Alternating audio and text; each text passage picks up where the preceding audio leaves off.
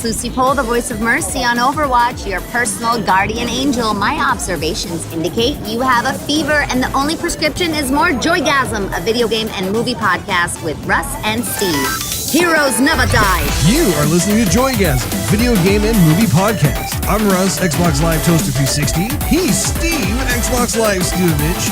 And you are tuning in to episode 122 today, May 17th, 2019. We have a fun show planned for you today. We are going to be focusing on the review of John Wick Chapter 3, which we just got out of the theater seeing. We can't wait to be able to get into the details of that particular film, which, of course, you could fast forward to if you look at the timestamps located below.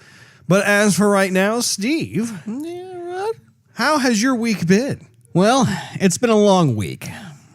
It's been a long week, to say the slightest. The slightest.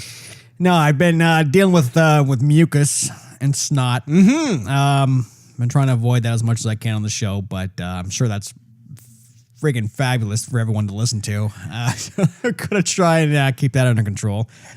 But this week's been it's been a long week, Russ. It's been a long week. It has. I understand. No, I mean it's so the parentals flew in. Full disclosure, our grandmother passed away, and so we have been just planning for the funeral. We had the funeral, of course. It was very lovely, that sort of thing. And so, but of course, with family comes viruses. And so it's one of those things where you keep the love circulating within the family, and you share all things. I mean, you share food, you share hugs, you share love, and you share whatever kind of airborne entities you've decided to pack along in your overhead bins. So we're all kind of going through. Luckily, though, it's not a bad sickness. It's just one of those annoying ones. It's annoying, yeah. I'm pretty sure, like, we all have it. Probably. Of course, though, it is a nice little bonus for you, though, because your fiancé actually came into town. Of course, I'm sure that you wish it was under more joyful circumstances, but still, it's just nice to be able to have some quality time, right? It sure is. You know, when I get sick, though, I get it bad, Russ. Just like Usher says, I got it bad. I don't know what that is. Yeah, I know you probably don't listen to that. Anyway, but when I get him, it's terrible. I can avoid it very well until it hits me, and then it goes south. Sure, it just goes south, Russ. It's the way it unfortunately happens.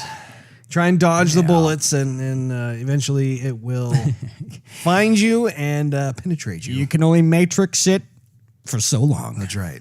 Before the virus is right next to you and says, dodge this. Splat. You're like, oh, great. So did you play anything this week? No. Actually, I did not. I watched some stuff. Oh. Did I tell you I finished up season 5 of 24? Forgot if I told you that. I know you've been watching it, but I don't remember where you left off. I finished up with season 5. Mailed that back. So now I can get to bed without having an adrenaline rush anymore. Hey, there you go. Yeah, it was always weird that you decided to watch it before you would go to bed. Like, I would think you should watch it in the morning to help get your day started. I like dreaming about being with the terror task force. Yeah, you have a poster of Jack Bauer on your ceiling, so you look at him before you go to sleep, and you get to wake up to him. Yeah. Thanks for looking out for me, Jack. Thank you. Thanks for looking out for me, shirtless Jack Bauer on my ceiling. Anyway. So, other than that, I watched Molly's Game. I don't think I've ever heard of that. They were advertising that a few years ago. So, she was running this private poker game all by herself. And she was basically making no money with it except for what people would tip her. And making loot. So she was making all the money underneath the table, but she didn't really have to claim taxes on it, I guess, because it was all tips in the form of poker chips. Okay. So she made like a ton of money, but eventually the wrong people got involved and, whatever. I don't want to ruin it for anybody. But interesting story. She was a very smart woman. And so this was on Netflix, or? I got it from Netflix, yes. I've never heard of this. How old is this thing? I can check. It's not that old. I mean, I remember watching previews for it in theater. Okay. But anyhow, so I watched that, and then The Fiancé, and I watched Fallen with Michael Douglas. That's an old one.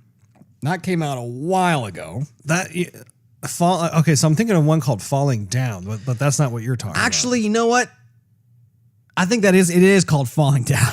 Okay, it's like a guy who like just snaps. Yeah, he just snaps, exactly. Yeah, that's Falling right, Down. Falling Down. Yeah, that's right. I don't know Fallen. I think actually I saw something else called Fallen. I'm mixing down my trips and stumbles. So anyhow, yeah, no, I've always wanted to watch it. I've seen a couple scenes out of it, and I never watched the full thing. So I finally got it, watched it all the way through, and there's Robert Duvall's in it too. I forgot he was in it. Okay, very good looking bald man, by the way. Russ. Anyhow, good movie. I enjoyed it. It wasn't like crazy good, but it gets pretty intense if I remember correctly. Yeah. And there's we watched some of the interviews with what's his name? Michael Douglas. Thank you for answering, Russ. Thank you, Michael Douglas. At the end of the movie, there's some interviews with him and his age he's at now, reflecting back on the character. So just interesting with time that has passed and history events that have gone by. He's reflecting on that too, and how this movie is seen today versus how it was seen back then. And so anyway, it was kind of cool. Yeah. What about you? What have I been doing? You know, I have been really busy just putting together that slideshow video for our grandmother's funeral. So that ate up a lot of my time. I did manage, however, to play some Sonic. And I was really pleased about this. My daughter was wanting to play some games. She was in the mood to play something, but she wasn't really feeling the typical games that we play, like Peggle and Rayman and just the Doom, usual. right? Yeah, Doom. Yeah, exactly. So I was thinking to myself, I was like, okay, what other games that I have that is, it's appropriate for a 4-year-old? And I remembered how I have Sonic Generations for the Xbox 360. And so one of the things that I was thinking about with it was like, okay, I remember the last time I tried to play this on the Xbox One, it wasn't letting me actually go through with it because it wasn't added to the compatibility list. If you recall, Microsoft has this like Xbox 360 compatibility list where every month they will announce a few more titles that they add and so on and so forth. So for the longest time, it just wasn't being added. I had even requested, because they have a little form you can fill out and that sort of thing. And so I had actually contacted them on a couple of occasions just saying, hey, there's this great game, Sonic Generations. You guys should really consider putting this on. And so just on a whim, I just decided to plop it in and see what happens. And sure enough, the game has now been added to that compatibility list. So went ahead and installed it. And the only bummer is I was close to beating that game on the Xbox 360. However, the save didn't carry over to the Xbox One, which is not necessarily a bad thing because the game is a lot of fun to play. And so being able to start over from scratch is like, okay, well, I haven't played this game in years anyway. It'd be nice to be able to get a refresher on this stuff. And plus, my daughter wants to check it out. She loves that game. It is so fun having her sit next to me on the couch. And we're just blasting through Green Hill Zone or the Chemical Plant Zone. And the interesting thing about Sonic Generations is that it does the whole time travel idea where you have Sonic from like the early 90s meet Sonic from like the 2000s. And then as a result, like they've come up with a new approach at the time anyway, where typically speaking, when you're playing through a level of Sonic, it's like they'll have like 2 or 3 acts of one zone. And so they've changed it in this game where you can pick between which Sonic you want to play as, and one of them will take care of like Act 1, and then the other Sonic will take care of Act 2, and then sometimes you'll have some other little like bonus levels or whatever. But it's just great because the Sonic from the early 90s is more of a 2D, 2.5D experience, whereas the Sonic from the 2000s is much more of a 3D experience. And so they were actually pretty successful in meshing these two play experiences together. And of course, now she wants to play Sonic all the time.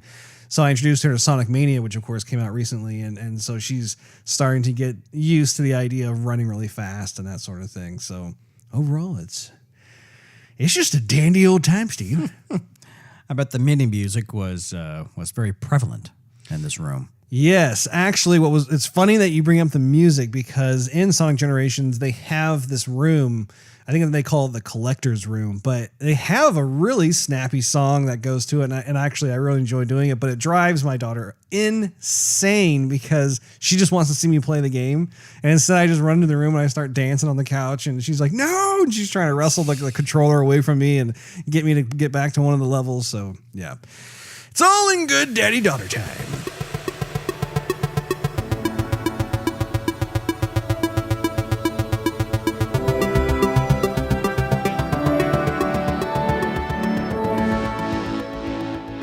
All right, it's time for the topic of the day.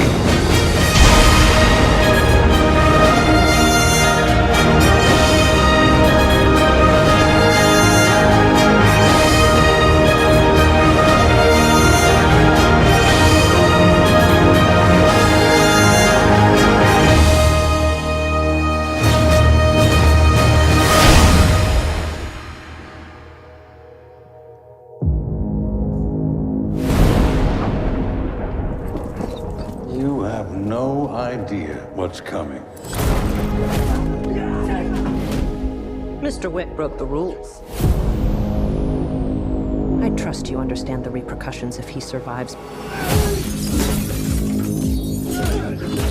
John Wick, excommunicado, is now in effect. You shouldn't be here. Nice suit. Good to see you too. I need your help. After this, we are less than even. There's no escape for you. The High Table wants your life. Would you help set the mood for our new guest? Let us begin. Our services still off limits to me. What do you need? Guns. Lots of guns.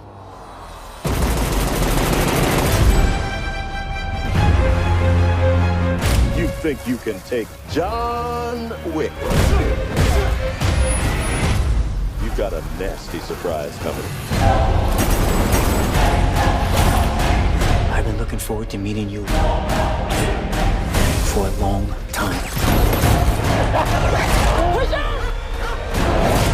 And so far, you haven't disappointed. We can keep this up as long as you'd like. But this only ends one way.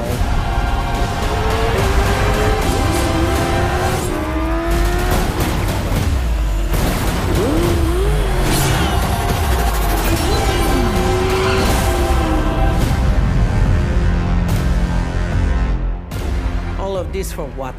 Because of a puppy? Wasn't just a puppy.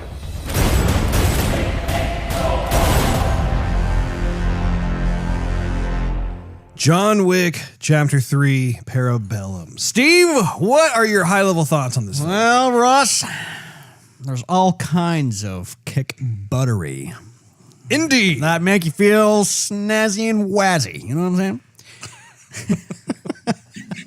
The way he broke that guy's arm makes me feel all kinds of tingly inside. You know, he's still got it. You know, there's a video. Remember that video that Keanu, where he's at that training yard shooting a bunch of stuff? Like they're timing him. He's running out there. Yep. Double tapping, ping, ping, pow, pow. Yep. I remember. There's one for Halle Berry too, Ross. I'll have to check it out. Yeah. And that's for this movie too. Yeah, I wondered if there was some kind of video floating around just because the way that she was conducting herself in the film, I was thinking, yeah, I'll bet you she probably went through the same type of training process that Keanu has gone through. And it's funny because I watched those videos quite a few times. And then when I watched the movie, it looked like they were at the same training yard, only they were actually capping fools. Of course. But I think it was over a little too quick, Russ. I wanted to to take my time with Johnny, Mm-hmm. Oh, I understand.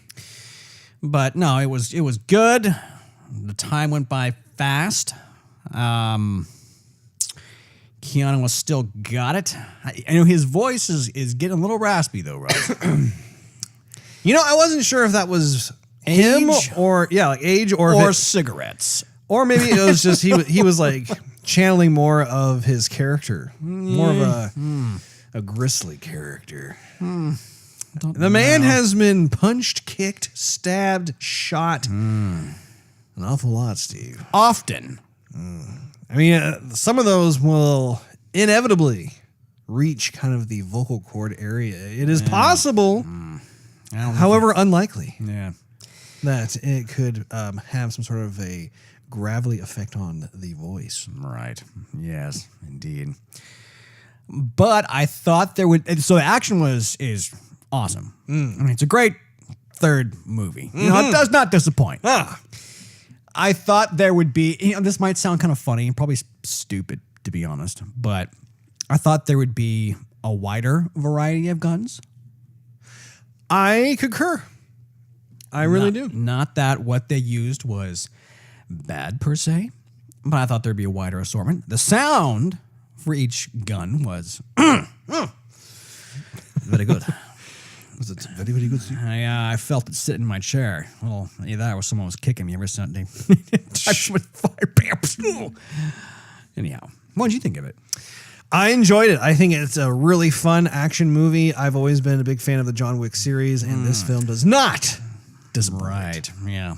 A lot of people have been fans of the John Wick series. That movie, didn't get the hype, but people watched it anyway. They flocked to it. They loved it. And I'm kind of glad they didn't spend over an amount of money to market this thing, because they didn't have to. No, exactly. It has more of that cult following, that underground feel, which is great. I always appreciate a film series that begins to garner that kind of fandom, where they don't have to spend tons and tons of money on marketing. It's like it just kind of establishes its own reputation, and people will just go and see it because they trust in the filmmakers. So, but yeah, I really enjoyed it. I think if there are folks out there who are looking for a good kind of kung fu weapons-based action movie that really is not cheesy at all, it's actually... it caused me to hoop and holler in the theater a number of times just because of the brutality on display. But you can't go and just watching this one. This one's going to, you have to have seen the other two movies. Because if you just walk in there and feel like, I'm just going to watch the third one, it's just going to be a bunch of action and you're not going to know what's what, Russ. I know what you mean, Steve. I know what you mean. Well, let's just make our way into the spoiler elevator here. Did you bring any weapons with you, Steve? Only the kind I can tuck down my pants. Yeah, I know what you mean. I have this knife and that knife. I have my switchblade. I don't even know what kind of knife this is. It's just huge. Yeah, there's no energy blasters on this one, Russ. No gauntlets, no power stones. I think if I had to choose, I would probably use the old Sig Sauer. Maybe a Benelli M4 Tactical. Russ, I think you'd go revolver. I think you'd go revolver all Salat. Metal Gear Solid style. Reaching back the hammer, pow, pow, pow, pow, pow, and then like spitting the magazine, dumping the rounds, loading them back up. Well, see, I wouldn't do that just because I think I'd get too into just having fun listening to the sound of just like making the revolver actually spin next to my ear over and over and over. You know what you should get? The bad guys are like, what's he doing? Yeah, he's taunting us. I'm telling you, this is like packing bubble tape. If I can find a fidget spinner that it's just that, you spinning the magazine and the revolver, that'll be your fidget spinner. Oh, good. I like the way you think. There you go. I think that works out nicely. Well, judging from this particular floor with all the dead bodies, I'd say we're at the right place. Reeks in here.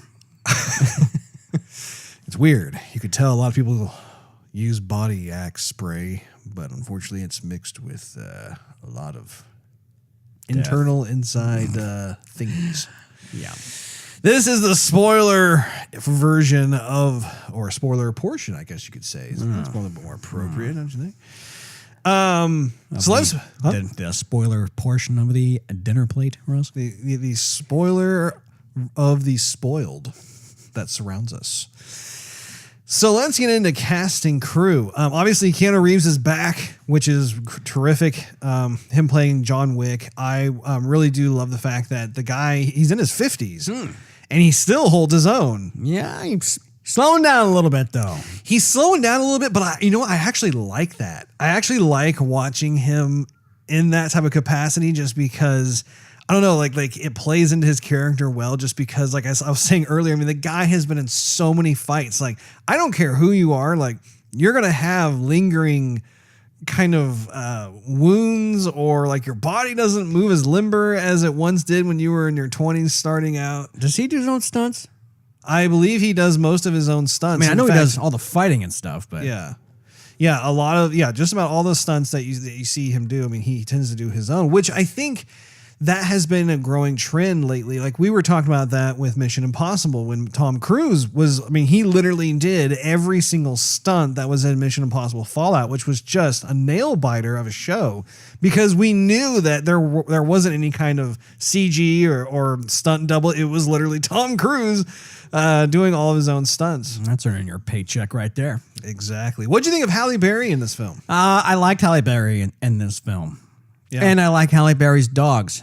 Halle Berry's dogs, I think, were like one of the highlights of the film. Yeah, so they were CG though. I mean, not all the way through, but portions of that action sequence. To me, it seemed like it was either filmed like widescreen kind of film, or the dogs were CG because it seemed like they were moving and stretching a little bit too much. Might have been just me. I don't know. I don't think so. I think those were actually trained dogs.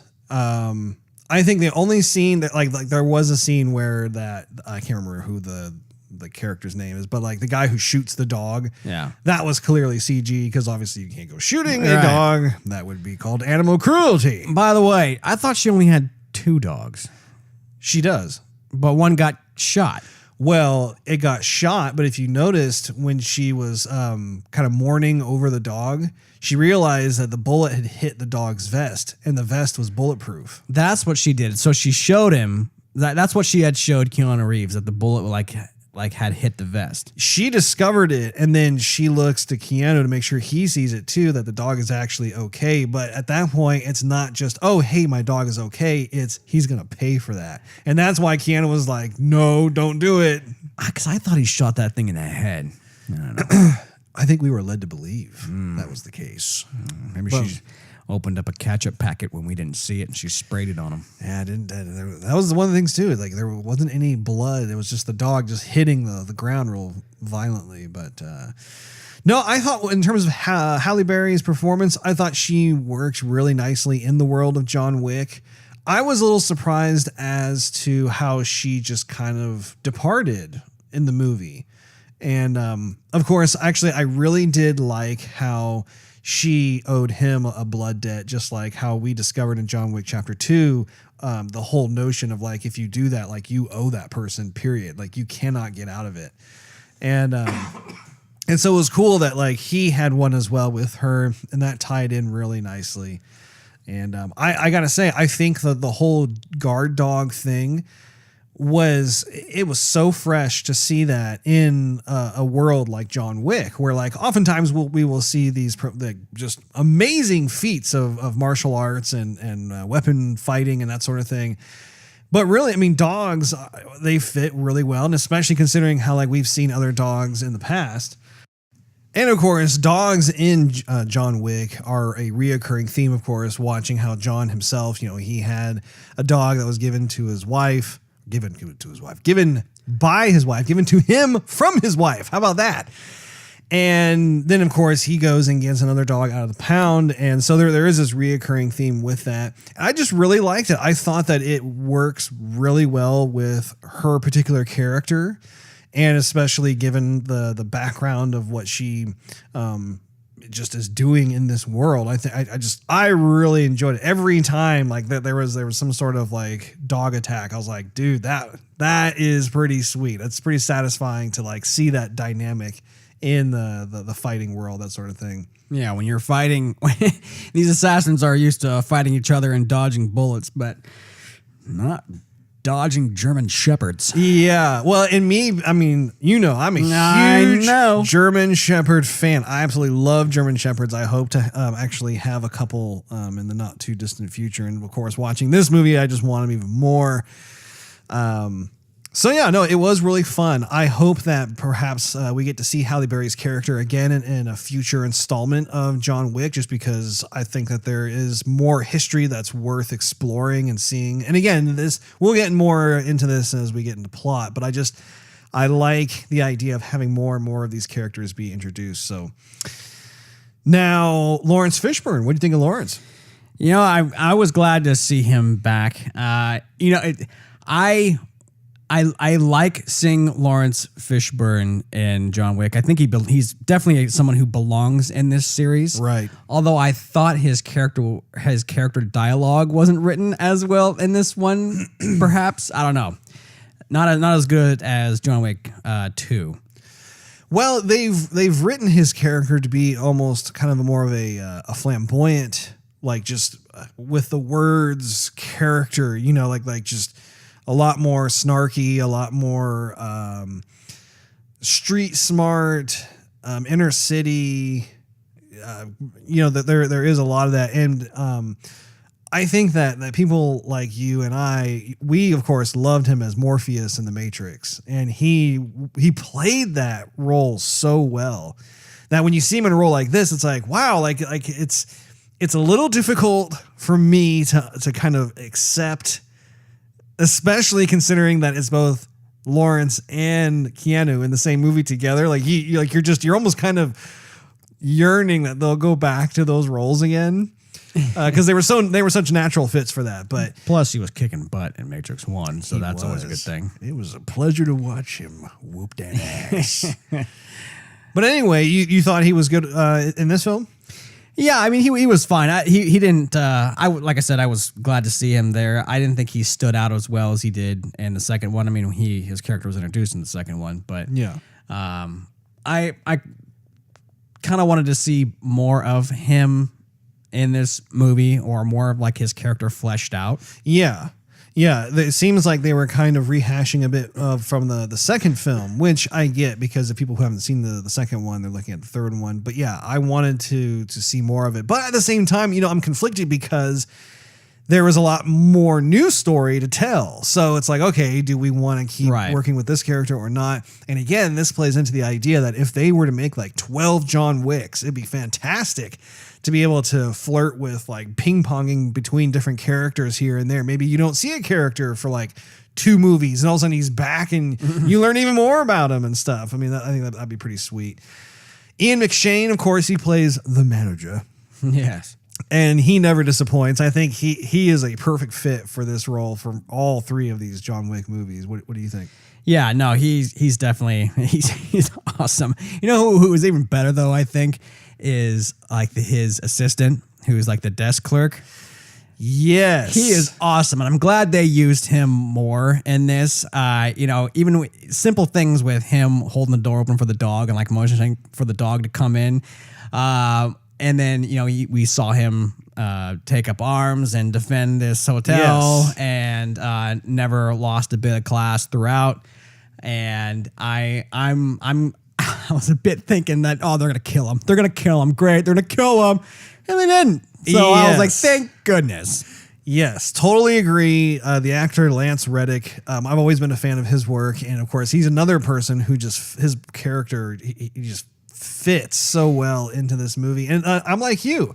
I totally was thrilled to like see them flesh out his character more than just, he just mans the front desk and he makes phone calls, which is fine. But like, I mean, you saw how fiercely loyal he is to his boss, which is the manager. like you were saying too, I mean, just watching him actually get to have some play with the firearms, and like one of my favorite scenes from the movie actually was when they were in the middle of the firefight and he had to reload his shotgun. If you notice, his hands were trembling. And I really like that because you could tell, I mean, he's not someone who is like some sort of trained assassin.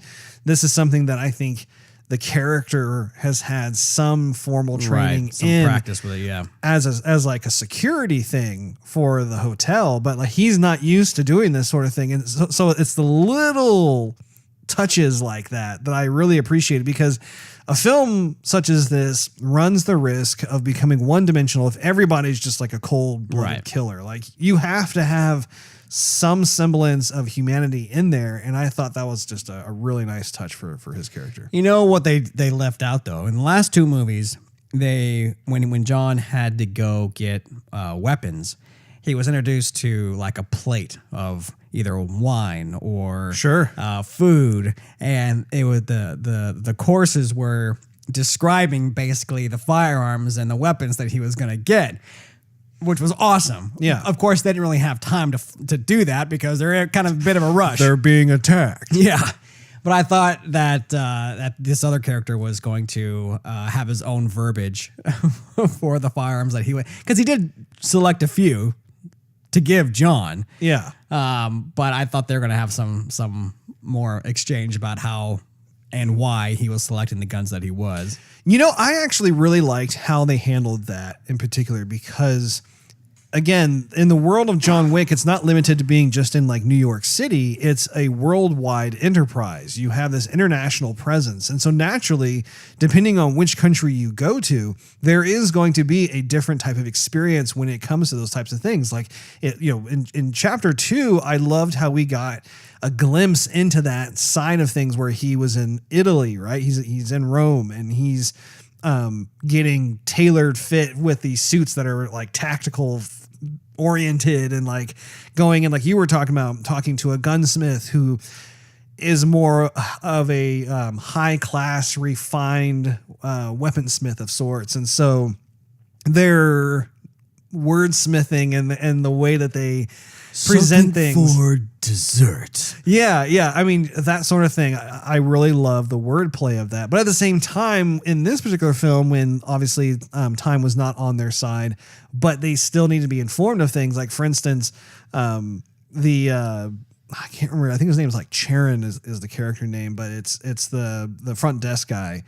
He was quickly telling John, he's like, these are the bullets that you need to go for. You know, things have changed. This is what you need to do. You know, like it was much more literally like, it reminded me of what it would be like to be at the gun range, where like you don't have necessarily all this time in the world to be just, let's just talk, whatever. It's like, it's very straight to the point. If you want this type of reaction or this type of result, you need to have this type of weaponry for whatever, I don't know. I really liked how, once again, it fleshed out more of his character, because I don't believe we've seen him in that type of capacity where he's educating John on some of the firearms. Yeah, I know we haven't. Now, of course, there was a new character called the, was it Adjudicator? Right. Yeah, she was. Yeah. Now, I thought that her role was interesting as well, because she wasn't the type of character that actually got into physical fights. She was representing the high table.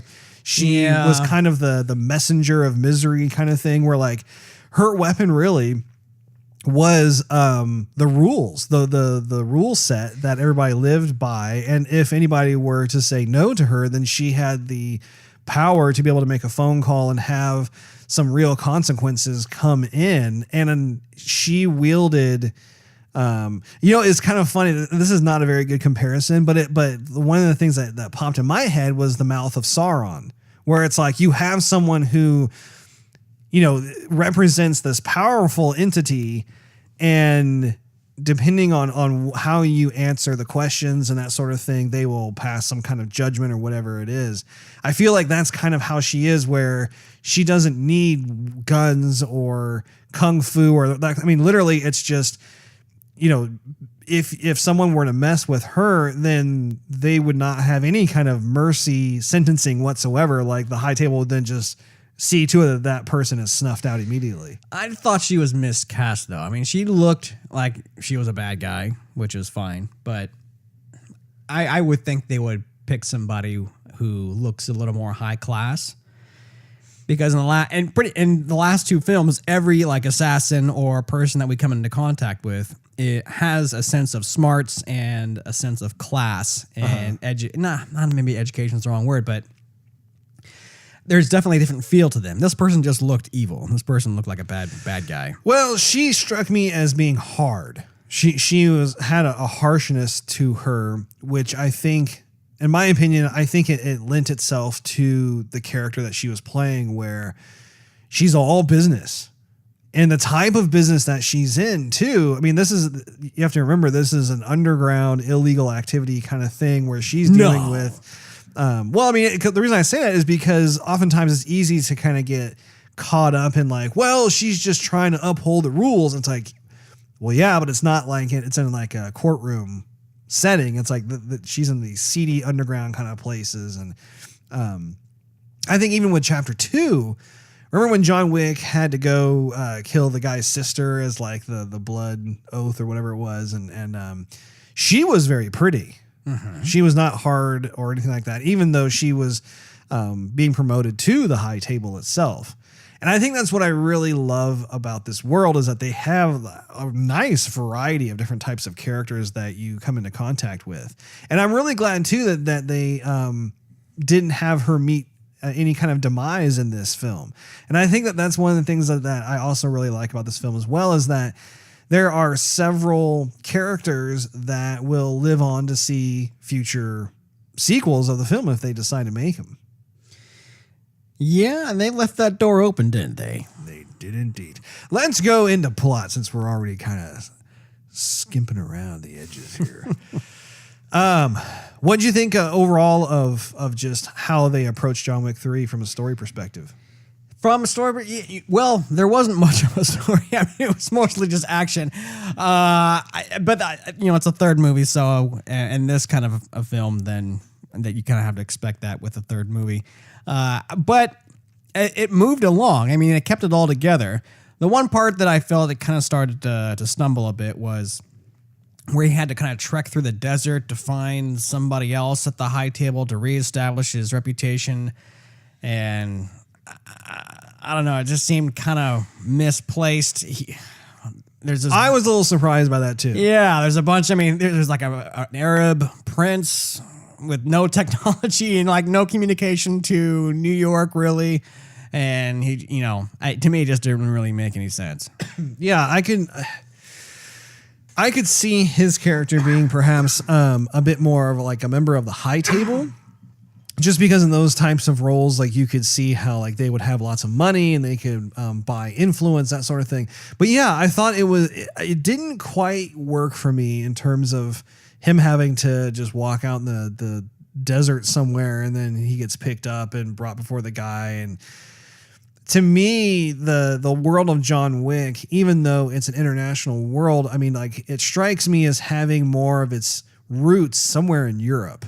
That's kind of my feeling of it. Well, also too, I mean, they reestablished his reputation as an assassin. Like he's back in now. As long as he does this one deed, he's back in. But they never said anything about you have to survive, still being killed through it with everyone alive in New York. Yeah. So he gets back in, and I figured that would be his way to get back with the manager of the hotel, and then he would change his mind then. But doing so would make him not prone to be killed by all these other assassins who wanted to collect the bounty. Right. But when he arrived, the bounty was still on his head. It's like nothing had really changed anyway. I was very confused about that as well. I was, when after he had done that really painful thing of like chopping his own finger off, it just looked brutal. He went into that other portion of the tent, which had some sort of like nice new suit for him. And if you notice, it had some kind of like gold filigree around the inner part of the collar and stuff. And like, when I saw that, I interpreted the outfit as kind of like an unspoken, universally understood thing that whoever wears this is to be untouchable because they are carrying out a special mission for, I don't even know what the title is, but the person who's above the high table.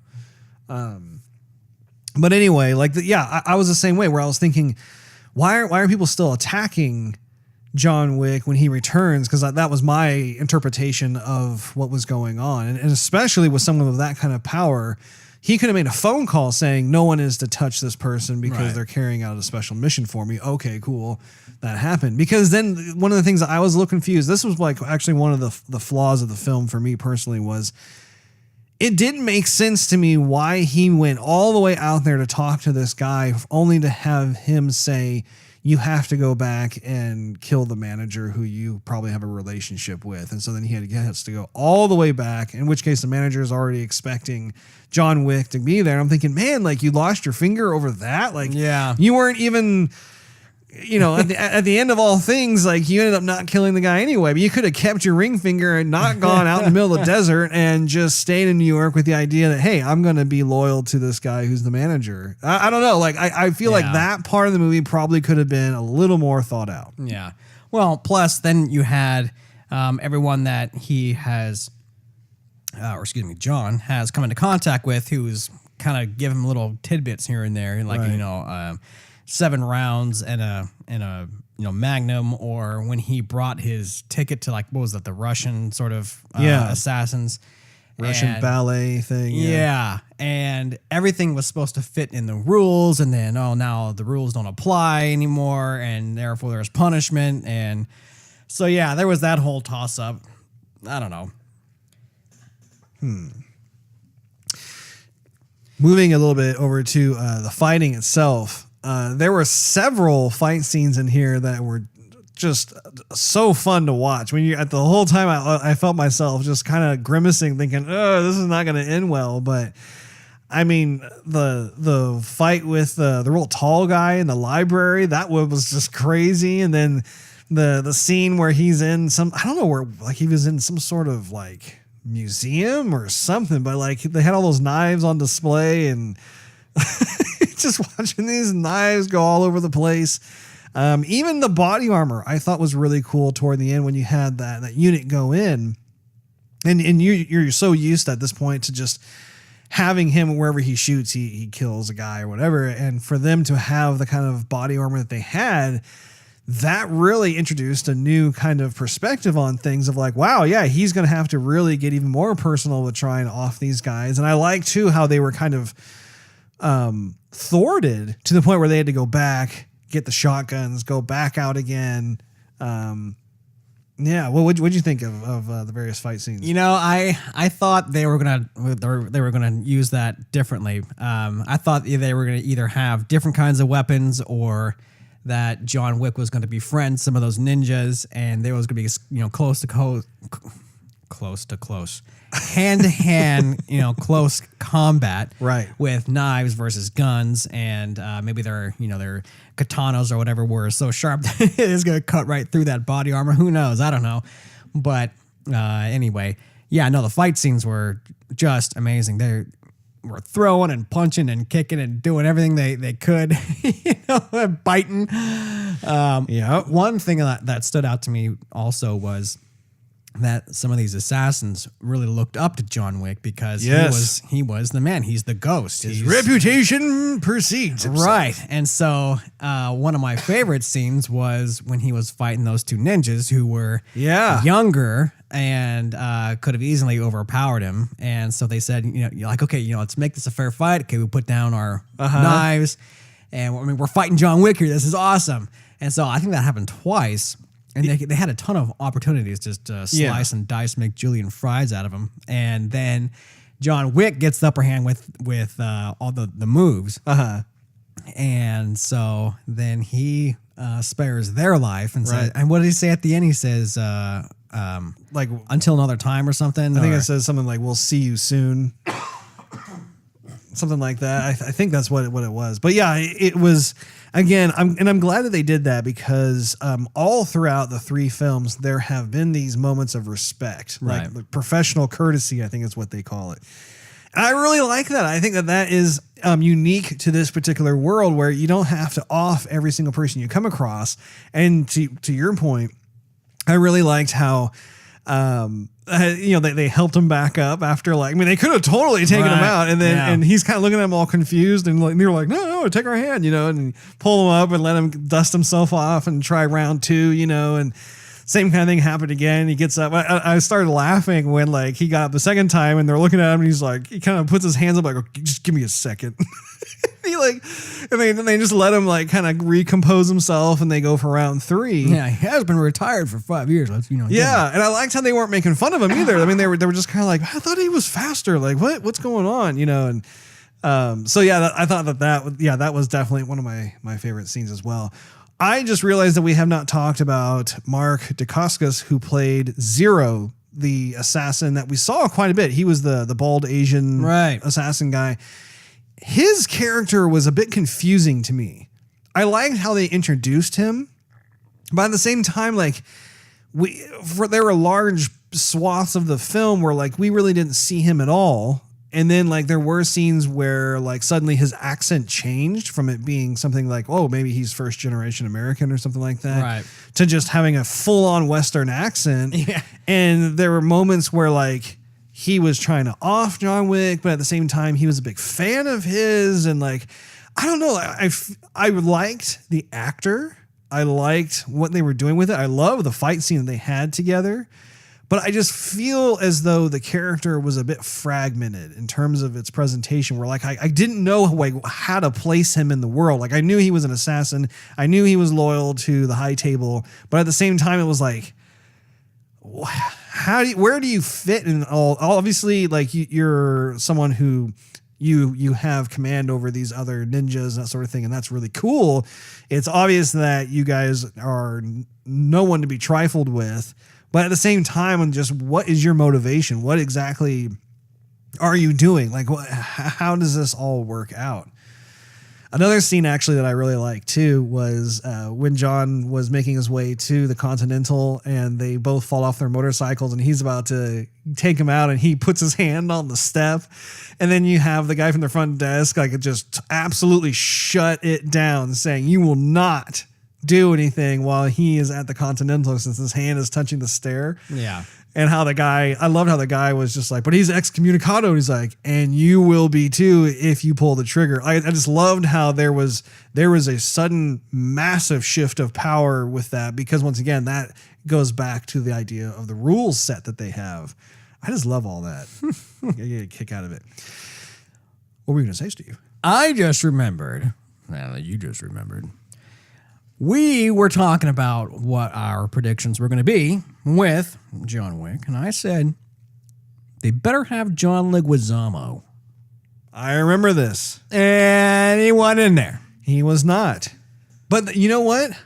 I think that's okay. I think that, again, it goes back to the comment I made earlier about how they have done a really nice job fleshing out the world of John Wick. I love how, if they continue doing what they're doing with this and we get say 12 John Wicks, it's going to be fantastic to be able to pull and push certain characters. You'll pull certain ones out for a movie or two, then push them back in again, because it's creating this organic ecosystem that all these characters can live in. It's almost as if, when you watch the Avengers movies, every time you see that, you're going to have probably 99% of the Avengers characters be in that film. And that's fine. It works for that movie. However, when it comes to a world like John Wick, imagine having a cast that has grown to the size of the Avengers, for instance, where you have say 30 different actors, but they don't all have to be in every single John Wick movie.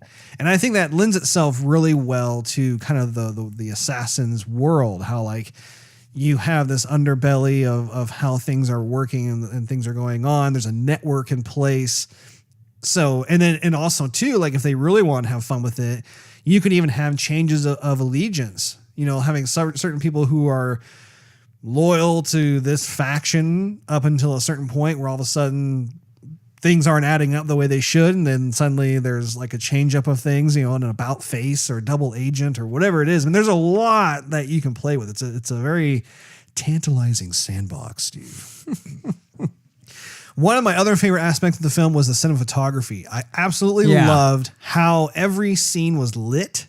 I loved the color palette of every single shot. And I love the length of the shot. Yes, all of it. It was a feast for the eyes, and it's very John Wick. That's what I like too, is like in John Wick Chapter 1, you could tell they were starting to kind of find their overall look, their overall cinematic look.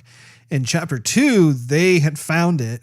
In Chapter 3, they expanded upon it. Yeah. So it was definitely just, man, it was a lot of fun. Sorry about that. Anyway, overall it was just a lot of fun. Now, I do have a few items of movie trivia, courtesy of IMDb, Steve. Tell me, Russ. So the title Parabellum comes from the Latin phrase, and I'm going to see if I can say this correctly, Si vis pacem parabellum, which means if you want peace, prepare for war. Oh. It is also an alternate name for the ubiquitous, 9mm handgun cartridge, otherwise known as the 9mm Parabellum. There you go. Lots of poetic justice. Nice. Right for you. It's like they did some research on it. Now, the quote that Keanu Reeves said, where he said, guns. Guns. Lots of guns. Lots of guns. That is the same line used by Neo in The Matrix, if you recall. I do recall. Where all those, that is such a cool scene too, in The Matrix, when the gun racks all of a sudden just come in and So fast. They blow Trinity's hair side. Yep. Trench coats are blowing too. And that's when he had a lot of different guns too. You had Uzis, you had assault rifles, shotties. I must say, guns. you bring up a good point about that. I wanted to see more weaponry in this. I mean, we saw tons of different knives, which was a lot of fun. When it came to the old firearms, though, I was wanting to see a bit more. I don't know. This kind of movie, that's unexpected. Yeah, a little bit disappointing. Not going to tarnish the movie by any chance, but by now, you expect a little bit more. When shooting in Morocco, the set was besieged by hundreds of stray cats. According to Chad Staliski, the crew had to build literal walls of cages to house them, and more importantly, to keep them from distracting the dogs featured in the scene. Nice. I had no idea there were that many cats in Morocco. Stray cats. Man, there must be a lot of rats. This film reunites former Matrix cast of Keanu Reeves, Lawrence Fishburne, Tiger Hu Chin, and Randall Duke Kim, who was the keymaker. I knew that was him.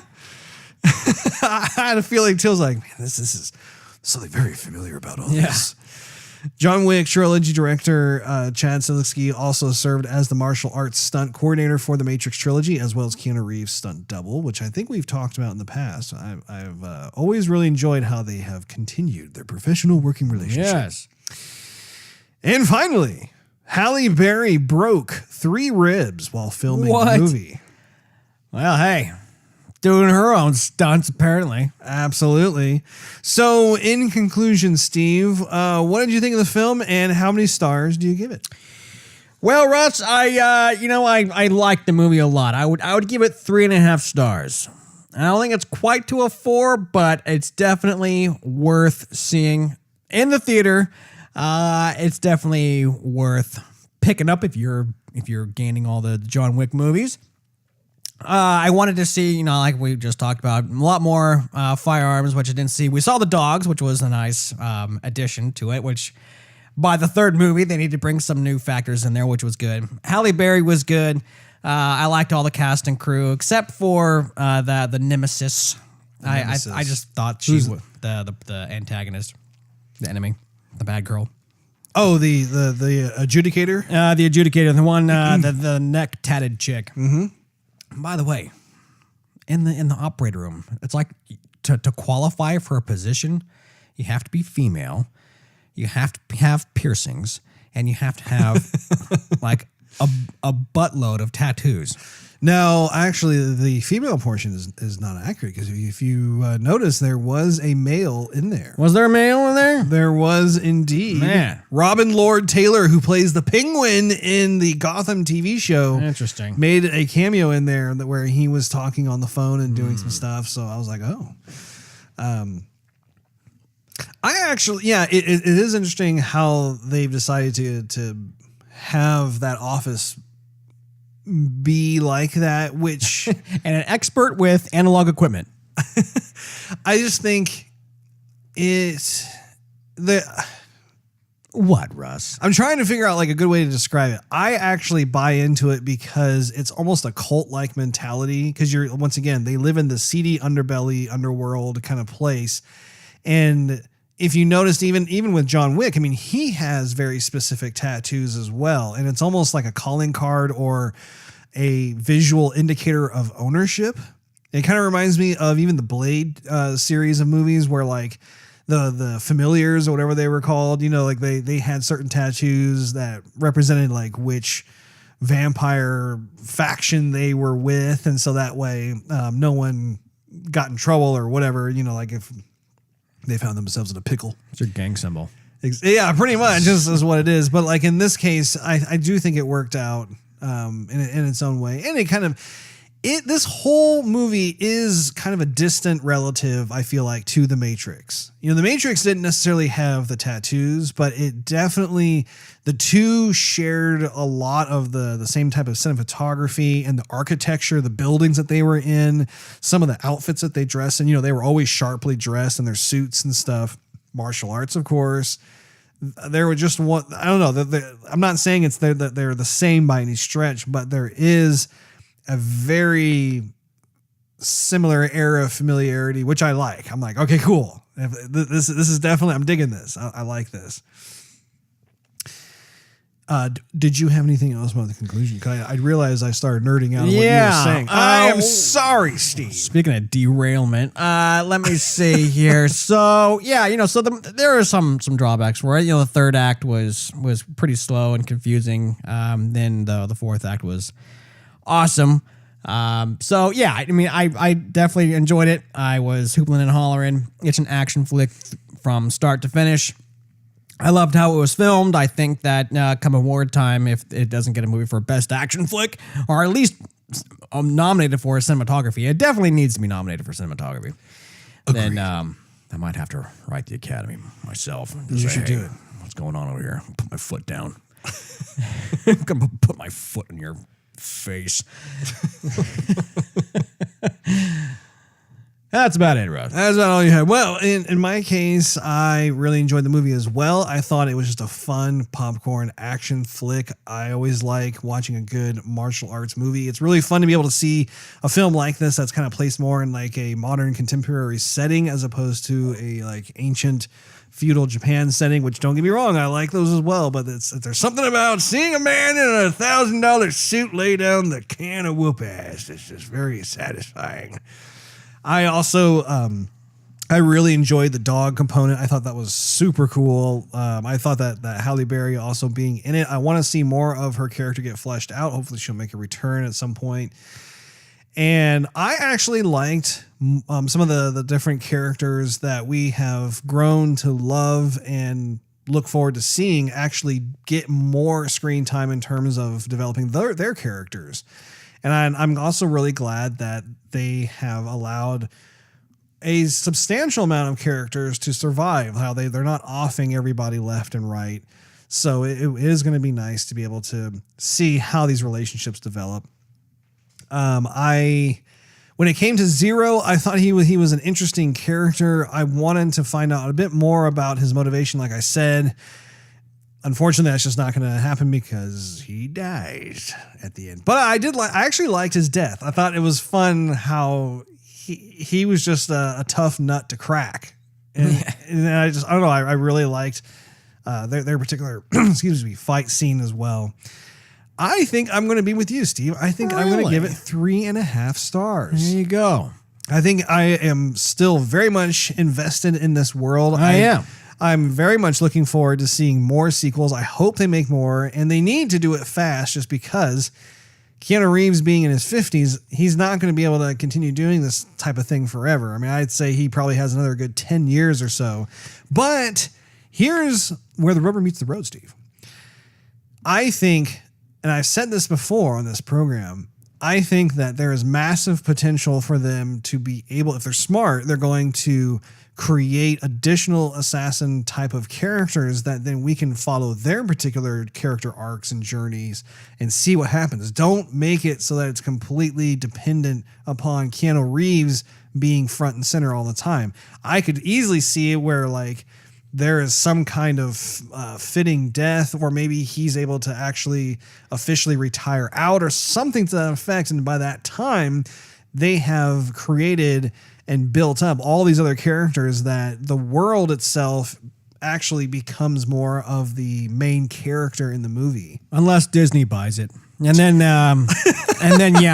they'll phase Keanu Reeves out, no problem. Someone else will step in and they'll milk that franchise for all it's worth. Exactly. Well, on that note, that wraps up this episode of Joygasm.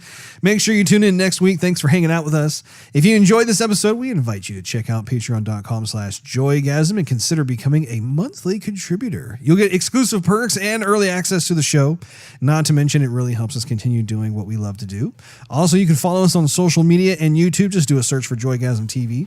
In addition to iTunes and Android, you can listen to our podcast on TuneIn Radio, Stitcher, Spotify, and SoundCloud.com/Joygasm TV. Last but not least, search Joygasm TV on Twitch to see us stream our gaming adventures live every Wednesday night at 9:30 p.m. Central Time. We'll see you next week. Goodbye.